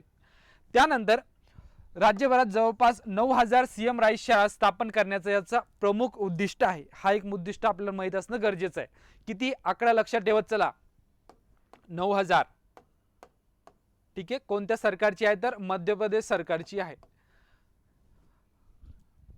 ओके, आता तुम्ही सर्वांनी कमेंट्स करून सांगायचे मध्य प्रदेशची स्थापना कधी झालेली आहे आणि त्याचे सध्याचे मुख्यमंत्री कोण आहे आणि त्याची राजधानी, या 3 बाबी तुम्हाला सांगायच्या सर्वांनी कमेंट्स करून. ठीक आहे, सर्वांनी आवर्जून कमेंट्स करायचे आणि आपली प्रतिक्रिया खाली द्यायची लेक्चरच्या कमेंट्स बॉक्समध्ये. क्लिअर, जे नंतर लेक्चर बघेल त्यांच्यासाठी, हो तुमच्यासाठी नाही. ठीक आहे, आणि सेम थिंग आपण जसं आता ऑगस्ट कंप्लीट करतोय तसं आपण सप्टेंबर सुद्धा कंप्लीट करणार आहे. येणाऱ्या सर्व एक्झामसाठी तुम्हाला ती युजफुल ठरेल. ठीक आहे, आणि डिस्क्रिप्शन बॉक्समध्ये तुम्हाला लिंक दिलेली आहे व्हॉट्सअप चॅनलची, तिथनं तुम्ही जॉईन करू शकता. चला, आणि काही जरी प्रॉब्लेम असेल तर फक्त मेसेज करा, मी नंबर देतो तुम्हाला. ठीक आहे, इथं तुम्ही मेसेज करू शकता. हो, PDF अवेलेबल करून देणार आहे, थोडंसं वेळ लागेल, फक्त एक्झामच्या अगोदर देतो तुमच्या, चालेल. हा एक्झामच्या अगोदर देईल. हो, टेस्ट. चला, नेक्स्ट, फेस्टिवल ऑफ लायब्ररीज. इथं तुम्हाला प्रश्न कसा येईल, फेस्टिवल ऑफ लायब्ररीज 2023 कुठे पार पडले, कोणाच्या हस्ते याचं उद्घाटन झालंय, असे प्रश्न येऊ शकतात. त्यामुळे हा इथं घेतलेला आहे बघा. भारताचे राष्ट्रपती द्रौपदी मुर्मू यांनी 5 ऑगस्ट 2023, 2 मुद्दे क्लिअर झाले. उद्घाटन कोणी केलंय, आपल्या भारताचे राष्ट्रपती यांनी. डेट महत्वाची आहे, 5 ऑगस्ट 2023. ठीक आहे, 5 ऑगस्ट 2023. आणि कुठे पार पडले, तर नवी दिल्ली येथे. हे एक ठिकाण महत्वाचं आहे. कुठे पार पडले, नवी दिल्ली येथे ग्रंथालयाच्या महोत्सवाचे उद्घाटन करण्यात आलेलं आहे. 3 मुद्दे मी इथं क्लिअर केले एकाच लाईनमध्ये. ते कसे बघा, भारताच्या राष्ट्रपती हस्ते याचं उद्घाटन झाले, त्यानंतर 5 ऑगस्ट 2023ला काय झाले, उद्घाटन झाले. ठीक आहे, आणि कुठे पार पडले तर नवी दिल्ली येथे झाले. 3 मुद्दे क्लिअर. प्रश्न आला तर चुकायला नको. आता मग आपल्या सर्वांना माहिती आहे याचं टायटल जे दिलंय बघा, फेस्टिवल ऑफ लायब्ररीज, यामध्ये काय असणार. ठीक आहे, ग्रंथालयाच्या विकासासाठी आणि डिजिटलायझेशनच्या चालना देण्यासाठी, वाचन संस्कृती जोपासना करण्यासाठी या उद्देशाने हा जो महोत्सव आहे सांस्कृतिक विकास मंत्रालयातर्फे हा आयोजित करण्यात आला होता. हा एक मुद्दा क्लिअर ठेवा. ओके, ठीक आहे. चला, हो, मंत्रालय सुद्धा विचारल्या जाऊ शकते तुम्हाला, त्यामुळे हा मुद्दा क्लिअर ठेवायचा. नेक्स्ट, मिशन शक्ती स्कूटर योजना. इथं तुम्हाला डायरेक्ट स्टेट लक्षात ठेवणं गरजेचं आहे. कोणत्या राज्याची आहे तर ओडिशाच्या. ओडिशाचे मुख्यमंत्री बघा नवीन पटनायक यांनी जुलै 2023 मध्ये, इथं हा एक मुद्दा क्लिअर झालाय. इन केस जर प्रश्न आला की ओडिशाचे मुख्यमंत्री कोण, तर कोण आहे, नवीन पटनायक. तुम्ही म्हणसाल सर एवढा सोपा प्रश्न येऊ शकतो का? हो, 100% येऊ शकतो, सांगता येत नाही. यांनी काय केलंय बघा, जुलै 2023 मध्ये मिशन शक्ती स्कूटर या योजनेला मान्यता दिली. बघा, या अंतर्गत लाभार्थ्यांना 1 लाख रुपयापर्यंतचे बँक कर्जावर व्याज सवलत प्रदान करते. म्हणजे एकंदरीत स्कूटर घेण्यासाठी 1 लाख रुपये जे कर्ज काढणारे त्यावरती जे आपलं इंटरेस्ट आहे बघा, कर्जावरील व्याज सवलत प्रदान करते. व्याज सवलत बोलले म्हणजे एकंदरीत कमी दरामध्ये कर्ज वगैरे उपलब्ध करून देणार असेल. ठीक आहे, बाकी काही नाही. फक्त मिशन शक्ती स्कूटर योजना कोणत्या राज्याची आहे? ओडिशा या राज्याची आहे. हा एक मुद्दा क्लिअर ठेवा. सेकंड थिंग, मुख्यमंत्री खेत सुरक्षा योजना. इथं प्रश्न तुम्हाला 100% बनण्याचे चान्सेस आहेत. थोडी चर्चेमध्ये होता हा मुद्दा. ठीक आहे, खेत सुरक्षा योजना. बघा, ही जी स्कीम आहे ही आहे उत्तर प्रदेश सरकारची. ठीक आहे, उत्तर प्रदेश सरकारची आहे. शेतकऱ्याचे कल्याण करण्याच्या उद्देशाने मुख्यमंत्री खेत सुरक्षा योजना या सरकारने चालू केले. पहिला मुद्दा क्लिअर ठेवा. आणि याचं हे काय आहे, मेन पर्पज काय बघा, या योजनेमध्ये प्राण्यांना इजा न करता 12 व्होल्ट करंटसह सौरकुंभ बसवण्याचा समाविष्ट आहे. या व्हिडिओमध्ये दिसत असेल बघा तुम्हाला, यापैकी यामध्ये असे तार बसवले जाणार आहे, यामध्ये करंट असेल. ठीक आहे, कमीत कमी याची कॅपॅसिटी किती असेल, म्हणजे मिनिमम 12 व्होल्ट असेल फक्त. यामध्ये प्राण्यांना फक्त एक सौम्य धक्का लागेल आणि प्राणी दूर जातील, हा त्याचा मेन उद्देश आहे. ज्याला आपण आपल्या भाषेमध्ये काय म्हणतो, कंपाऊंड वाला असेल फक्त. ठीक आहे, हा 12 व्होल्टचं यामध्ये करंट असेल आणि प्राण्यांना एक सौम्य धक्का बसेल फक्त. प्राण्यांचा मृत्यू वगैरे काही होणार नाही. आणि जेव्हा त्या प्राणी त्याला टच करतील तिथे एक वेगळ्या प्रकारचं सायरन वाजेल. ठीक आहे, सायरन वाजेल, त्यामुळे प्राणी दूर जातील, हा त्याचा मेन पर्पज आहे. मुख्यमंत्री खेत सुरक्षा योजना कोणत्या राज्याची आहे तर उत्तर प्रदेश या राज्याची आहे. क्लिअर? ओके. हा, मग प्राणी कोणतेही असू शकतात. ते मेन उद्देश काय आहे, प्राण्यांपासून संरक्षण करणे.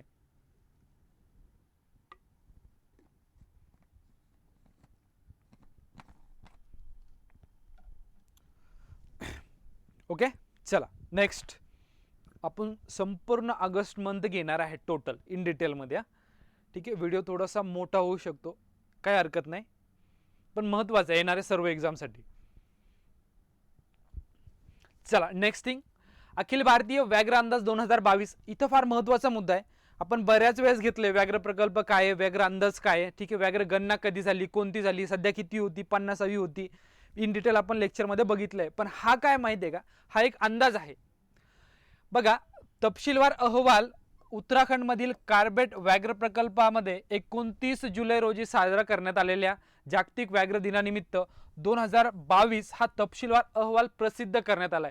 म्हणजे एकंदरीत हा अंदाज प्रसिद्ध करण्यात आलेला आहे. कशा संदर्भात तर व्याघ्र संदर्भात. बघा, 9 एप्रिल 2023 रोजी म्हैसूर येथे प्रोजेक्ट टायगरच्या 50व्या वर्षाच्या उत्सवादरम्यान पंतप्रधान नरेंद्र मोदी यांनी वाघाच्या किमान 3167 संख्या घोषित केली. आता इथं कन्फ्यूज व्हायचं नाही. ठीक आहे, ही 9 एप्रिल 2023ला म्हैसूर येथे आपल्या देशाचे पंतप्रधान यांनी वाघाची संख्या किती सांगितली, 3167. हा आकडा लक्षात ठेवा. पण आता जो भारतीय व्याघ्र अंदाज आहे 2022चा, यानुसार थोडीशी आकडेवारी चेंजेस आहे, ती सुद्धा लक्षात ठेवणं गरजेचं आहे. आता ही लक्षात आहे तुमचे 3167. यामध्ये पहिले राज्य वगैरे मी तुम्हाला सांगितले आहे. ते लक्षात ठेवत चला. आता आपण अंदाजानुसार बघू. देशात वाघाची कमाल संख्या ही 3925 आणि सरासरी संख्या 3682 एवढी अंदाजित आहे. म्हणजे जवळपास सरासरी आपल्या देशामध्ये 3682 एवढे अंदाजित कशाची संख्या आहे, वाघांची संख्या आहे. आणि जो पहिला आकडा होता, इथं कन्फ्यूज व्हायचं नाही, हा ऑथेंटिक आकडा आहे. 3167 हा ऑथेंटिक आकडा आहे आणि हा जो आहे आपला 3950 सॉरी 3682 हा सरासरी अंदाज आहे. दोन्ही मधला फरक लक्षात ठेवत चला. ठीक आहे. या अंतर्गत देशात वार्षिक वाढ ही 6.1% आहे. इथं सुद्धा प्रश्न येऊ शकतो तुम्हाला की सध्या देशामध्ये जी वाघांची वाढ आहे ती कोणत्या पर्सेंटेज नुसार होत आहे, तर 6.1%. तसेच मध्य भारत असेल, शिवालिक टेकडे असेल, गंगेचे मैदान असेल, विशेषतः मध्य प्रदेश, उत्तराखंड आणि महाराष्ट्र या राज्यामध्ये वाघाची ही लक्षणीय वाढ झालेली आहे. ठीक आहे. आपल्या महाराष्ट्रामध्ये सुद्धा आता वाघांची संख्या वाढलेली आहे. तुमच्या सर्वांसाठी एक प्रश्न आहे, तसं मी आन्सर पुढे सांगणारच आहे, पण सर्वांनी कमेंट्स करायचे. सध्या महाराष्ट्रामध्ये सर्वात जास्त वाघ हे कोणत्या जिल्ह्यामध्ये आहे? मी तुम्हाला 3-4 वेळेस ऑलरेडी सांगितलेल्या लेक्चरमध्ये, तरी तुम्ही सर्वांनी कमेंट्स करायचे की सर्वात जास्त वाघाची संख्या ही कोणत्या जिल्ह्यामध्ये आहे. जिल्हा विचारलाय, राज्य नाही. ओके, कोणत्या जिल्ह्यामध्ये आहे. ठीक आहे. यानुसार बघा, पश्चिम घाटासारख्या काही प्रदेशांना स्थानिक पातळीवर घट अनुभवली. म्हणजे आपलं जे पश्चिम घाट आहे तिथं वाघांची संख्या ही कमी कमी होत चालली आहे. एकंदरीत देशामध्ये वाढते, पण पश्चिम घाटात जर विचार केला तिथं कमी होते. हा एक मुद्दा क्लिअर ठेवा. ठीक आहे. बघा, सर्वाधिक वाघ असणारी राज्य, फर्स्ट मध्य प्रदेश 785, कर्नाटक 563, त्यानंतर उत्तराखंड 560, महाराष्ट्र 444 आणि तमिळनाडू 306. हा एक मुद्दा व्यवस्थित लक्षात घ्या. आणि सर्वाधिक वाघ असणारे आपण व्याघ्र प्रकल्पात जर विचार केला तर एक नंबरला आहे बघा जिम कार्बेट. ठीक आहे, 260. आता हे जे व्याघ्र प्रकल्प आहे कोणत्या राज्यामध्ये आहे? बऱ्याच वेळेस प्रश्न येऊन गेला इथं, याचं तुम्हाला राज्य सांगायचं आहे, कोणत्या राज्यामध्ये आहे. चला, सेकंड बंदीपूर असेल, नागरहोळ असेल, बुधवागड असेल आणि दुधवा राष्ट्रीय उद्यान असेल, सॉरी व्याघ्र प्रकल्प असेल. ठीक आहे, याचं तुम्हाला राज्य सांगायचं आहे. नेक्स्ट, प्रोजेक्ट टायगर आणि प्रोजेक्ट एलिफंट. आता हा एक फार महत्त्वाचा आणि चर्चेतील मुद्दा आहे. तो म्हणजे कसा, आपण आत्ताच बघितले प्रोजेक्ट टायगरला, ठीक आहे, इन डिटेल बघितलं काय काय करतात ते. तसंच प्रोजेक्ट टायगर आणि प्रोजेक्ट एलिफंट सुद्धा होतं, पण आता दोघांचं हे मर्ज करण्यात आलेलं आहे. म्हणजे आता इथून पुढे ते दोघं एकच असणार आहे. प्रोजेक्ट टायगर अगोदर वेगळं होतं आणि प्रोजेक्ट एलिफंट वेगळं होतं. ते सध्याच्या कंडिशनला एक झालेलं आहे. हा एक मुद्दा क्लिअर ठेवा. बघा, पर्यावरण आणि वन आणि हवामान बदल मंत्रालयाने हे केलंय, म्हणजे या अंतर्गत येतं, त्यामुळे तेच करणार 100%. याचं नाव बघा आता, project tiger and elephant division. Elephant division हे नवीन नाव आहे. या नावाने एक नवीन विभाग तयार करण्यात आलेला आहे. अगोदर जे प्रोजेक्ट टायगर आणि प्रोजेक्ट एलिफंट होते त्यांचं विलिनीकरण करण्यात आलंय, म्हणजे मर्ज करण्यात आलंय, आणि सध्या नवीन नाव त्याचं प्रोजेक्ट टायगर आणि एलिफंट डिव्हिजन हे नाव करण्यात आलेलं आहे. नाव व्यवस्थित लक्षात घ्या, इथं प्रश्न येण्याचे चान्सेस थोडेसे जास्त आहे, त्यामुळे हा फार महत्त्वाचा मुद्दा आहे.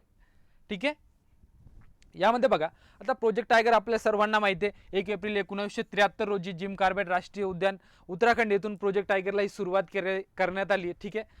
तत्कालीन पंतप्रधान इंदिरा गांधी यांनी या प्रोजेक्ट टायगरला सुरुवात केली होती. या अंतर्गत बघा, केवळ वाघाच्या संवर्धनावर लक्ष केंद्रित केलेले नाही, तर त्यांच्या नैसर्गिक अधिवासाचे संरक्षण देखील सुनिश्चित करण्यात आले. आणि याच घटनेला आता 50 वर्ष झाले. ठीक आहे. आणि त्यामुळे म्हणता येणार नाही, पण दोघांचं मर्ज झालं एवढं लक्षात ठेवत चला. बघा, या घटनेनिमित्त आपण भारत सरकारने काय केलं होतं, 50 रुपयाचं नाणं प्रकाशित केलं होतं. ही बाब तुम्हाला माहित असणं गरजेचं आहे. याला 50 वर्ष पूर्ण झाल्याच्या निमित्ताने. ठीक आहे. सेकंड थिंग, कैलास सांखला हे नाव मात्र फार महत्त्वाचं, हे सर्वांनी लक्षात ठेवा.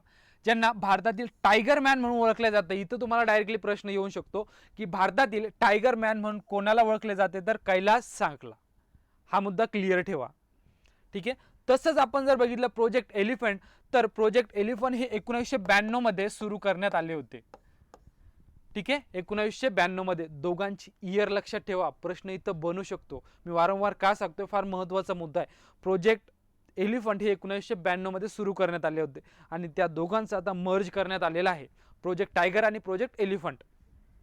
ठीक आहे. याचा जो उद्देश होता बघा, हत्ती, त्यांचे अधिवास आणि कॉरिडॉर याचे संरक्षण करणे, मनुष्य प्राणी संघर्षाचे समस्याचे निराकरण करणे आणि बंदिवान हे कल्याण, पर्यावरण, वन आणि हवामान मंत्रालयाअंतर्गत या प्रकल्पाचे देशातील प्रमुख हत्तीरेन राज्याच्या आर्थिक व तांत्रिक सहाय्य प्रदान करते. एकंदरीत या सर्वाचा अर्थ एकच, हत्तीचं संरक्षण करणे. ठीक आहे, हत्तीचं संरक्षण करणे आणि या दोन्ही आता मर्ज करण्यात आलेलं आहे. चला नेक्स्ट, राष्ट्रीय चित्रपट पुरस्कार 2021 हा फार चर्चेतील मुद्दा. इथं तुम्हाला सरळ सेवेला डायरेक्ट प्रश्न दिसतात. ओके, थोडंसं मागचं आपण ॲनालिसिस केलं तर आपल्याला समजेल. इथं डायरेक्ट वन लाईनमध्ये प्रश्न विचारले जातात. आता इथं थोडं कन्फ्यूज व्हायचं नाही. आता तुम्ही म्हणसा सध्या 2023 चालू आहे, तुम्ही टायटल दिले 21, असं का? त्यामागे एक रिझन आहे बघा.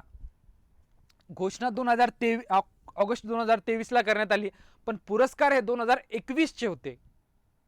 काय बोलतो व्यवस्थित लक्षात घ्या. घोषणा 2023 ला करण्यात आली, पुरस्कार 2021 चे होते.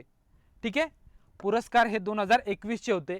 याची जी सिरीज होती म्हणजे पुरस्कार क्रमांक आपण ज्याला म्हणू ती 69वे होते, 69. हा एक मुद्दा क्लिअर ठेवा. ठीक आहे, तसंच केंद्रीय माहिती व प्रसारण मंत्रालयाअंतर्गत हे येते. ठीक आहे, त्यानंतर सुरुवात ही 1954 ला झालेली आहे, 1954 ला, आणि घोषणा ऑगस्ट 2023 ला करण्यात आलेली आहे. पुरस्कार मात्र 2021 चे होते. चला, यामध्ये जर बघितलं आपण सर्वोत्कृष्ट features film rocketry the Nabi effect, त्यानंतर सर्वोत्कृष्ट दिग्दर्शकाचा जर विचार केला तर निखिल महाजन गोदावरी या चित्रपटासाठी, हा एक मुद्दा व्यवस्थित लक्षात घ्या. त्यानंतर best popular film providing wholesome entertainment RRR म्हणजे RR आपण ज्याला म्हणतो. सर्वोत्कृष्ट अभिनेते जर विचार केला तर अल्लू अर्जुन आहे पुष्पा या फिल्मसाठी. सर्वोत्कृष्ट अभिनेत्री जर विचार केला तर आलिया भट्ट गंगूबाई काठियावाडी या फिल्मसाठी आणि कृती सेनन मिमी या फिल्मसाठी. या दोन्ही अभिनेत्रीचं नाव व्यवस्थित लक्षात ठेवत चला. ठीक आहे, तसंच सर्वोत्कृष्ट सहाय्यक अभिनेते जर विचार केला तर पंकज त्रिपाठी. त्यानंतर सहाय्यक अभिनेत्रीचा विचार केला तर पल्लवी जोशी द काश्मीर फाईलसाठी. इथं फार महत्त्वाचे मी घेतलेले आहे. ठीक आहे, महत्त्वाचे पुरस्कार घेतले. यामध्ये भरपूर सारे पुरस्कार असतात बघा, पण महत्त्वाचे ज्यावरती प्रश्न येऊ शकतो मी तेच घेतलेले आहे. ठीक आहे, चला क्लिअर. आणि अजून एक फार महत्त्वाचा प्रश्न इथं बनू शकतो, तो म्हणजे आतापर्यंत 5 मराठी चित्रपटांना सुवर्ण कमळ पुरस्कार मिळालेला आहे. सुवर्ण कमळ लक्षात ठेवा फक्त. फर्स्ट श्यामची आई 1954 ला, सेकंड शॉस असेल 2003 मध्ये, त्यानंतर थर्ड देऊळ 2011 मध्ये, कोर्ट 2014 ला आणि रिसेंटमध्ये म्हणजे 2016 ला आहे पण रिसेंटच म्हणू, त्यानंतर कोणत्याही चित्रपटाला पुरस्कार मिळालेला नाही, सुवर्ण कमळ पुरस्कार मिळालेला नाही. 2016 मध्ये कासव या चित्रपटासाठी. या 5 चित्रपटाची नावे तुम्हाला व्यवस्थित लक्षात ठेवणं गरजेचं आहे. क्लिअर. हा, आतापर्यंत 5 मराठी चित्रपटांना सुवर्ण कमळ पुरस्कार मिळालेला आहे. श्यामची आई, शॉस, देऊळ, कोर्ट आणि कासव.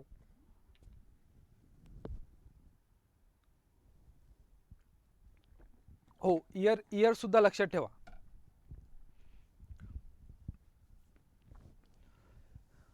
फार चर्चेतील योजना आहे, आपल्या सर्वांना माहिती आहे, आपण सुद्धा पेपरमध्ये वाचल्याचं रिसेंटमध्ये.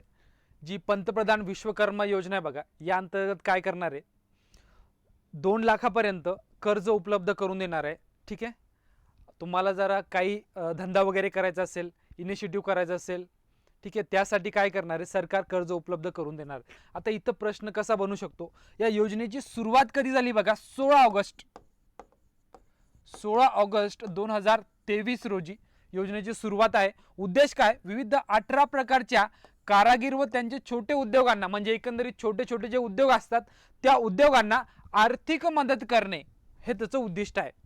ठीक आहे, आणि या 5 वर्षासाठी केंद्र सरकारने 13,000 कोटी रुपयाची तरतूद केली आहे. म्हणजे इथून पुढे 5 वर्षासाठी जवळपास 13,000 कोटी रुपयाची तरतूद करण्यात आली. कशासाठी, जे 18 प्रकारचे कारागीर आहे म्हणजे एकंदरीत जे छोटे छोटे उद्योगधारक आहे त्यांच्यासाठी काय करणं, एकंदरीत पैसा अवेलेबल करून देणं, सिंपल भाषेमध्ये. ठीक आहे, बघा 2 लाख रुपयापर्यंत कर्ज व सवलतीच्या दरामध्ये उपलब्ध करून देणे. एकंदरीत म्हणजे कमी पर्सेंटेजवर, म्हणजे इंटरेस्ट रेट जो असेल त्याचा तो कमी असेल. या प्रकल्पाचा, या योजनेचा मुख्य उद्दिष्ट आहे. आणि 2023-24च्या या अर्थसंकल्पात या योजनेची ही घोषणा करण्यात आली होती. इथं पहिला मुद्दा, ही डेट मात्र व्यवस्थित लक्षात घ्या तुम्ही. कारण का या योजनेची घोषणा ही आपल्या अर्थसंकल्पामध्ये करण्यात आली होती, त्यामुळे फार महत्वाची आहे. ओके, हा मिनिमम असेल काही 2-4%. एकंदरीत पैसा उपलब्ध करून देणे हा त्याचा मुख्य उद्देश आहे. चला नेक्स्ट, विंध्यगिरीचे जलावतरण व आत्मनिर्भर भारतचे प्रतीक असं राष्ट्रपतीचं स्टेटमेंट होतं. मी ॲज इट इज कुठनं उचललंय माहिती का, PIB वरनं उचललंय. ठीक आहे, PIB एक ऑफिशियल साईट आहे, तिथं डेली काही जरी घडत असेल करंट, तुम्ही तिथं जाऊन चेक करत असता, म्हणजे चेक करू शकता. हो हो, विंध्यगिरी. आता बघा 17 ऑगस्ट 2023 ला, 17 ऑगस्ट इथं डेट सुद्धा महत्वाची आहे, हे सुद्धा डेट लक्षात ठेवा. बघा, हुगळी नदी किनारी garden rich ship builders engineers limited, हे मात्र व्यवस्थित लक्षात घ्या. Garden rich ship builders engineers limited केंद्रात भारतीय नौदलाच्या प्रोजेक्ट 17, आपल्या सर्वांना माहिती आहे प्रोजेक्ट 17 अंतर्गत, प्रोजेक्ट 17 अल्फा अंतर्गत विंध्यगिरीची स्थापना करण्यात आलेली आहे, म्हणजे एकंदरीत बिल्ड करण्यात आली आहे. बघा, आणि ती 6व्या युद्धनौकेचे राष्ट्रपती द्रौपदी मुर्मू यांच्या हस्ते गुरुवारी जलावतरण करण्यात आले. इथं फार महत्वाचा मुद्दा म्हणजे ही कितवी युद्धनौका होती, तर 6वी. किती होती, 6वी. इथं सुद्धा प्रश्न बनू शकतो. ठीक आहे, कोणी केलंय, कोणाच्या हस्ते करण्यात आले जलावतरण, तर आपल्या देशाचे राष्ट्रपती. आता सर्वात महत्वाचा मुद्दा, या नौकेत जर विचार केला तर याचं वजन आहे बघा 6670 किलोग्रॅम. त्यानंतर लांबी आहे 149 मीटर, फूट नाही बरं का, मीटर आहे, मीटर मध्ये सांगितलंय. त्यानंतर उंची आहे बघा उंची आहे 37, हो मीटर मध्येच आहे ना. ठीक आहे, 149 मीटर आणि उंची आहे 37 मीटर. ठीक आहे, आणि हे बघा या टाईपची आहे, याची उंची जर विचार केला आपण तर ती आहे 37 मीटर. ठीक आहे, आणि लांबी म्हणजे ही मोजता येईल आपल्याला इकडची, ती आहे 149 मीटर. आणि टोटल वजन जर बघितलं तर 6700 किलोग्रॅम हे त्याचं वजन आहे. 6670 म्हणजे एकंदरीत 700 लक्षात ठेवा, लक्षात ठेवायला ते सोपं जाईल. क्लिअर. त्यानंतर अजून महत्वाचा 75% ऑर्डर या स्वदेशी कंपन्यांकडून घेतलेली आहे, म्हणजे एकंदरीत जो मटेरियल त्यामध्ये यूज केले गेले हे आपल्या स्वदेशी कंपन्यांचं होतं बऱ्यापैकी म्हणू शकतो आपण. 75% आकडा मोठा आहे. आणि कर्नाटकामधील पर्वत रांगेवरून हे नाव ठेवण्यात आले आहे. इथे सुद्धा प्रश्न येऊ शकतो, जे विंध्यगिरी हे नाव आहे, कर्नाटकमधील हे पर्वत रांग आहे त्यावरून त्याचं नाव ठेवण्यात आले. चालेल, मुद्दा क्लिअर. ठीक आहे, हा कर्नाटक वरील पर्वत रांगेवरून त्याचं नाव ठेवण्यात आलेलं आहे. इथे सुद्धा प्रश्न बनू शकतो. ठीक आहे, शक्यतो मी PDF देऊन टाकतो तुम्हाला, या लेक्चरची म्हणतोय. बाकी टेस्ट पेपर मी 1-2 दिवसात कळवतो तुम्हाला. 10 टेस्ट घेणार आहे, ऑलरेडी 10 दिले आहे आणि अजून 10 घेणार आहे, म्हणजे 20 टेस्ट तुम्हाला अवेलेबल करून देतो. ठीक आहे, कळवतो तुम्हाला लवकरच. हा, व्हॉट्सअप चॅनल जॉईन करून ठेवा सर्वांनी, तिथं मी कळवेल. ठीक आहे, काय फरक पडत नाही. चला नेक्स्ट, आशिया चॅम्पियनशिप ट्रॉफी. हा एक फार महत्वाचा आणि चर्चेतील मुद्दा आहे. बघा, भारत ने मलेशिया को 4-3 से हरा कर, इसका मतलब जीता कोण आहे, भारत. हिंदी मधलं घेतलंय बरं का, ॲज इट इज 4-3 हरवलंय आणि रेकॉर्ड 4थी बार जीत आहे, म्हणजे आपण 4थ्यांदा हे जिंकलंय. काय, आशिया चॅम्पियनशिप ट्रॉफी. हा एक फार महत्वाचा आहे. आणि किती ना हरवलंय, तर 4-3. हा एक मुद्दा क्लिअर ठेवा, इथं प्रश्न बनू शकतो. भारताने बघा मलेशियाला हो हरवून 4थ्यांदा जिंकलंय. ठीक आहे, हरवून. आता या अगोदर जर विचार केला आपण, तर आपण 2011 मध्ये, 2016 मध्ये, 2018 मध्ये आणि आता 2023 मध्ये जिंकलेलो आहे. 4 इयर आपल्याला माहित असणं गरजेचं आहे. आपण 4थ्यांदा जिंकलोय ना, तर पहिल्या वेळेस आपण 11 मध्ये जिंकलो होतो, सेकंड टाइम जर विचारला गेलं तर 16 मध्ये, आणि थर्ड टाइम 2018 मध्ये, आणि 2023 ला हा 4थ्यांदा जिंकलो आहे. कोणाला हरवून, तर मलेशियाला हरवून. ठीक आहे, मलेशियाला हरवून. इथं तुम्हाला ही गोष्ट क्लिअर असणं गरजेचं आहे. ठीक आहे, हा इमेज वरनं व्यवस्थित लक्षात ठेवत चला. MC पंत समिती. बघा, त्या चर्चेतील समिती असतात, जे काही जरी मुद्दा असेल, ठीक आहे, आता समित्या कोण बनवत असते? एक तर राज्य सरकार, केंद्र सरकार किंवा सर्वोच्च न्यायालय सुद्धा समित्या हे बनवत असते. कशासाठी? काही जरी इश्यू असेल त्याचं ऑब्झर्वेशन करण्यासाठी, काही निकाली काढण्यासाठी, ठीक आहे, त्यासाठी या समित्या बनवत असतात. बघा, तसंच MC पंत समिती कशासाठी आहे? तर नव्या अभ्यासक्रमानुसार पाठ्यपुस्तकामध्ये बदल करण्यासाठी, ठीक आहे, पाठ्यपुस्तकामध्ये बदल करण्यासाठी NCERT ने, ठीक आहे, NCERT ने हा एक मुद्दा व्यवस्थित लक्षात घ्या.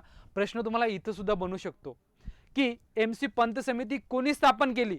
ऑप्शन देतील तुम्हाला राज्य सरकार, केंद्र सरकार, सर्वोच्च न्यायालय किंवा NCERT. तुम्हाला हे माहीत असणं गरजेचं आहे. ही NCERT ने स्थापन केलेली आहे, ठीक आहे. National council for educational research and training. Full form व्यवस्थित लक्षात ठेवायचा, प्रश्न येऊ शकतो. मुद्दा क्लिअर.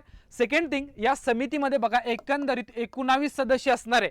किती? 19. इथं सुद्धा प्रश्न येऊ शकतो.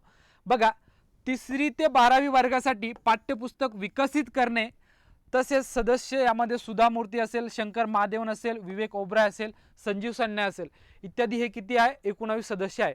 पण मुख्य कार्य काय याचं?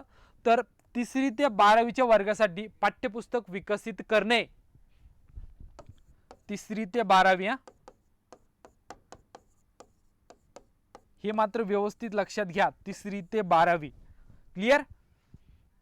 कोणाच्या अध्यक्षतेखाली? तर MC पंत समिती. यामध्ये सदस्य जे आहे सुधा मूर्ती असेल, शंकर महादेवन असेल, ठीक आहे, विवेक ओबराय इत्यादी. यामध्ये जवळपास 19 सदस्य आहे. आणि राष्ट्रीय मिशन शिक्षण धोरण बघा 2020च्या अनुषंगाने यामध्ये बदल करण्यात येणार आहे. म्हणजे सध्या सिलेबसचं ऑब्झर्वेशन करण्यासाठी आणि नवीन सिलेबस बनवण्यासाठी ही समिती स्थापन करण्यात आली, ठीक आहे. NCERT जर बघितलं आपण तर NCERT हे याचं मुख्यालय जे नवी दिल्ली येथे आहे आणि स्थापना ही 1961 ला झालेली आहे. हा एक मुद्दा क्लिअर ठेवा. 1961 मात्र व्यवस्थित लक्षात घ्या. आता बघा, जी काय गोष्ट चर्चेत येत असते ना, त्या सर्व अँगलने आपल्याला विचार करणं गरजेचं आहे. स्थापना कधीची आहे, मुख्यालय कोठे आहे, हे सुद्धा प्रश्न यावरती बनवू शकतात, ठीक आहे. हा NCERTचा लोगो आहे बघा. फुल फॉर्म लक्षात ठेवा. हेडक्वार्टर आपल्याला माहित झालं आता कुठे? नवी दिल्ली येथे आहे आणि स्थापना ही 1961 ची आहे. क्लिअर. चला नेक्स्ट, ब्रिक्स शिखर परिषद 2023. जेव्हा आपलं ते रिव्हिजन लेक्चर झालं होतं बघा, त्यामध्ये मी इन डिटेल घेतलं होतं तुम्हाला ब्रिक्स विषय. पण सध्या आपण थोडंसं इथं ब्रीफमध्ये घेऊ. चर्चेतील मुद्दा आहे हा सुद्धा.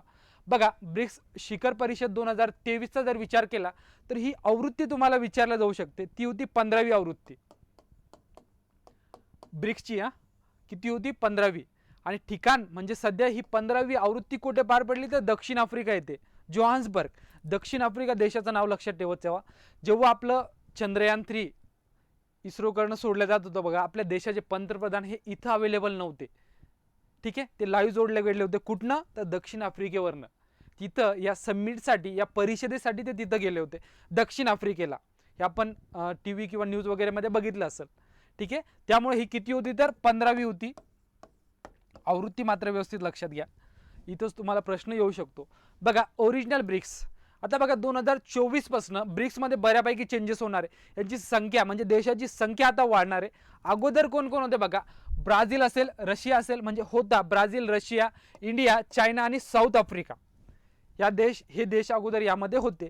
आणि प्रपोजल न्यू मेंबर म्हणजे ज्या नवीन सदस्य देशांनी प्रपोजल टाकले त्यांचा जर विचार केला तर अर्जेंटिना असेल, इजिप्त असेल, Ethiopia, Iran, Saudi Arabia, UAE, ठीक आहे, सौदी अरेबिया, UAE हे देश यामध्ये सामील होणार आहे. म्हणजे एकंदरीत आता टोटल संख्या किती होणार आहे? 11. फॅक्ट डाटा लक्षात ठेवत चला. आता ब्रिक्सची संख्या ही किती होणार आहे? 11. क्लिअर. हे नवीन देश यामध्ये ऍड होणार आहे. आता थोडंसं आपण ऑथेंटिक डाटा बघू. आता बघा, हा जो मॅप दिलाय तुम्हाला, मॅपमध्ये हे जे रेड कलरमध्ये दिसत आहे हे सर्व हे ऑलरेडी मेंबर आहे ब्रिक्सचे. यामध्ये जर बघा चायना असेल, इंडिया असेल, रशिया असेल, ठीक आहे, साऊथ आफ्रिका असेल आणि ब्राझील हे ऑलरेडी मेंबर आहे ब्रिक्सचे, ठीक आहे. आणि जे आपल्याला ग्रीनमध्ये दिसत आहे जे न्यू मेंबर आहे, ज्यांनी प्रपोजल टाकलंय कशासाठी? ब्रिक्समध्ये एंट्री होण्यासाठी. आता बघा, जानेवारी 2024 पासून ब्रिक्सची सदस्य संख्या चेंज होणार आहे. ती किती होणार आहे? आता टोटल जर आकडा विचारला गेला तर लक्षात ठेवत चला, ती होणार आहे किती? 11, ठीक आहे. जसं हे रेड कलर मधील मेंबर आहेत ते ऑलरेडी ब्रिक्सचे आहेत, पण जे ग्रीन मध्ये दिसत आहे तुम्हाला, ग्रीन मध्ये बघा इराण असेल, UAE असेल, ठीक आहे, इथिओपिया असेल, सौदी अरेबिया असेल, इजिप्त असेल आणि यानंतर अर्जेंटिना एक लक्षात ठेवत चला. हे देश यामध्ये आता सामील होणार आहे. म्हणजे आता टोटल तुम्हाला 11 हा आकडा लक्षात ठेवणं गरजेचं आहे 2024 पासून. ठीक आहे, ब्रिक्स या देशामध्ये. आता आपण थोडंसं GDP जर विचार केला ना, हा फार महत्त्वाचा भाग आहे बरं का. यामध्ये GDPच्या म्हणजे एकंदरीत पूर्ण जगाचा जर विचार केला तर 29% GDPचा वाटा राहील या ब्रिक्स देशाचा. ठीक आहे, कधी पण 2024 पासून जेव्हा टोटल कंट्री हे 11 होतील तेव्हापासून. आणि तसंच पॉप्युलेशनचा जर विचार केला ते असेल 46%. ठीक आहे, जवळपास 46%. हा आकडा कमी नाही, म्हणजे 50%च्या आसपास गेलो आपण. ठीक आहे, 46%. त्यानंतर ऑइल प्रोडक्शनचा जर विचार केला तर तुम्ही म्हणता सर आता ऑइल प्रोडक्शन कसं काय. मी तुम्हाला जे अगोदर देश सांगितले त्यामध्ये सौदी अरेबिया होता, इराण होता, इजिप्त होता. हे जे देश आहे हे महत्त्वाचे, हे काय करतात, ऑइल प्रोडक्शन करत असतात. ठीक आहे, यांचा जर विचार केला जवळपास जगाच्या 43% ऑइल प्रोडक्शन यामधनं होणार आहे. किती, 43%. क्लिअर. सेम थिंग आपण जरा एक्सपोर्ट ऑफ गुड्स म्हणजे एकंदरीत ट्रेडचा जर विचार केला, व्यापारात जर विचार केला तर ते असेल 25%. हा एक मुद्दा क्लिअर ठेवा. आणि देशांची नाव तुम्हाला माहिती असणं गरजेचं आहे ब्रिक्स विषयी. आणि सर्वात महत्त्वाचं सध्याला 2023ची जी किती होती परिषद, 15वी. हा एक आकडा व्यवस्थित लक्षात घ्या. सहसा प्रश्न इथं तुम्हाला जोड्याला वगैरे विचारला जाऊ शकते. ठीक आहे, आणि ती कुठे पार पडली तर दक्षिण आफ्रिका येते. चला क्लिअर, इथपर्यंत सर्वांना क्लिअर झालं असेल. प्रश्न कसा याला तर चुकायला नको. चला सेकंड आपण बघू. नेक्स्ट आहे बघा हेरॉन मार्क 2. आता हे काय, भारतीय हवाई दलाने देशाच्या उत्तर सीमेवर, कोणत्या सीमेवर, उत्तर सीमेवर हेरॉन मार्क 2 हे काय एक ड्रोन तिथं हे केलंय, अवेलेबल करून दिले. ठीक आहे, आता बघा सीमेवरील देखरेख ठेवण्यासाठी, ठीक आहे, तसेच हवाई कारवाई करण्यासाठी 200 क्षमता असलेले म्हणजे एकंदरीत 200 क्षमता असलेले ड्रोन तिथे ठेवल्या गेलेले आहे. ठीक आहे, आणि इस्रायल बनावटीचे आहे. इथं तुम्हाला प्रश्न बनू शकतो, हे आपले स्वदेशी बनावटीचे नाहीये तर इस्रायल बनावटीचे आहे. याचं वैशिष्ट्य बघा, हे ड्रोन जवळपास 36 घंटों तक उडान भरने में सक्षम आहे. मतलब याचा अर्थ काय, हे जे ड्रोन आहे 36 तासापर्यंत हे आकाशामध्ये राहू शकतात, म्हणजे उडान घेऊ शकतात. सेकंड थिंग, ये हवा से जमीन पर, याचा अर्थ म्हणजे ते वरतून म्हणजे आकाशातून जमिनीवर हे सुद्धा वार करू शकतात. हा एक मुद्दा लक्षात घ्या. आणि सर्वात महत्त्वाचं म्हणजे, एक मिनट, ठीक है, हा पॉइंट, ये ठंड, गर्मी और बरसात ये आसमान से उडान भर सकता है. म्हणजे मौसम कोणताही जरी असेल तर त्यामध्ये ते सक्षम आहे कशासाठी, उडण्यासाठी. ठीक आहे, हा एक महत्त्वाचा मुद्दा आहे. इथं तुम्हाला प्रश्न येऊ शकतो बघा, हेरॉन मार्क 2 कशा संदर्भात आहे, काय आहे हे तुम्हाला माहित असणं गरजेचं आहे. ठीक आहे, आणि कोणत्या सीमेवर तर उत्तर सीमेवर. याची PDF मी तुम्हाला देणार आहे, इन डिटेल मध्ये तुम्ही ते तिथं बघू शकता. चला नेक्स्ट आहे बघा, कॉफी परिषद 2023. हा फार चर्चेतील मुद्दा होता कॉफी परिषदेचा. आपल्या सर्वांना माहिती आहे बघा, याचं जे आयोजन करते आंतरराष्ट्रीय कॉफी संघटना आणि भारतीय वाणिज्य मंत्रालय. जी आंतरराष्ट्रीय कॉफी संघटना याचं प्रत्येक वर्षी हे आयोजन करत असते. आणि आपलं जे भारतीय वाणिज्य मंत्रालय या दोघांनी मिळून सध्याला 2023 याचं आयोजन केलं होतं बघा. याचं ठिकाण होतं बंगळुरू, कर्नाटक येथे, आणि प्रथमच भारतात आयोजित करण्यात आली. त्यासाठी हे आपल्याला महत्त्वाचं आहे. हा फार इम्पॉर्टंट पॉईंट आहे, कारण पहिल्यांदा हे आपल्याकडे आयोजित करण्यात आले. राज्याचं नाव मात्र व्यवस्थित लक्षात ठेवत चला, कर्नाटक येथे आयोजित करण्यात आले. आणि कालावधी होता 25 ते 28 सप्टेंबर, 25 ते 28 सप्टेंबर 2023. ठीक आहे, 25 ते 28 सप्टेंबर. आज आय थिंक 1 ऑक्टोबर असेल, तुमच्यापर्यंत जर व्हिडिओ पोहोचला असेल तर आज 1 ऑक्टोबर असेल. ही कॉफी परिषदेची डेट व्यवस्थित लक्षात ठेवा. आणि क्रमांक जर विचारला गेला तर ही 5वी परिषद होती. किती होती, 5वी परिषद. ठीक आहे, त्यानंतर शुभंकर फार महत्त्वाचे असतात बघा. कॉफी स्वामी हे नाव व्यवस्थित लक्षात घ्या. कॉफी स्वामी हे तर शुभंकर होतं, हे तुम्हाला पाठ असणं गरजेचं आहे. कारण या अगोदर जर बघितलं आपण, परिषदेचे शुभंकर हे वारंवार परीक्षेमध्ये विचारले जातात. ठीक आहे, कॉफी स्वामी. आणि मध्यवर्ती संकल्पना होती वर्तुळाकार अर्थव्यवस्था आणि उत्पादन शेतीद्वारे शाश्वत. ठीक आहे, एकंदरीत हे कॉफी परिषद 2023. कर्नाटक या राज्यामध्ये पार पडले, पहिल्यांदा भारतामध्ये पार पडतंय, त्यामुळे महत्त्वाचं आहे. एवढे सर्व मुद्दे तुम्हाला माहीत असणं गरजेचं आहे. जर प्रश्न कसाही आला तर चुकायला नको. ओके, चला नेक्स्ट.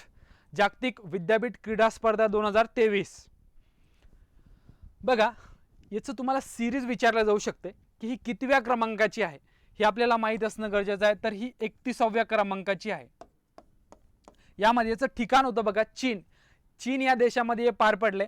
कालावधी होता 28 जुलै ते ऑगस्टमध्ये, जवळपास 7 ते 8 ऑगस्टपर्यंत. क्लिअर. आणि या विद्यापीठाअंतर्गत शिकणाऱ्या 17 ते 25 एज ग्रुप फार महत्त्वाचा आहे. 17 ते 25 या वयोगटातील विद्यार्थ्यांसाठी ही स्पर्धा असते. 17 ते 25. ठीक आहे. आणि 120 देशांतर्गत जवळपास 9500 विद्यार्थी या क्रीडा स्पर्धेसाठी आलेले होते. 9500. फॅक्ट डाटा तुम्हाला वारंवार सांगतोय, प्रश्न बनला किंवा कसाही प्रश्न आला तर चुकायला नको.